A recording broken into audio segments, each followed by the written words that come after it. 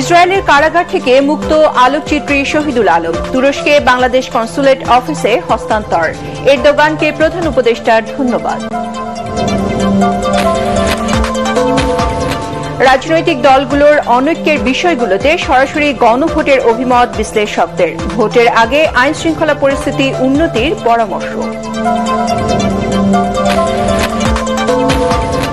ধানের শীষের পক্ষে সারা দেশে গণজোয়ার সৃষ্টি হয়েছে, দাবি বিএনপির।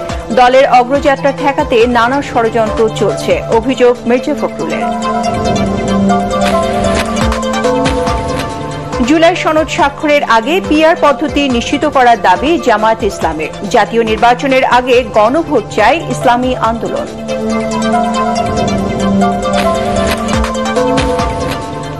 যাত্রা নির্বিঘ্ন করতে নিবন্ধিত এজেন্সির মাধ্যমে হজে যাওয়ার পরামর্শ ধর্ম উপদেষ্টার।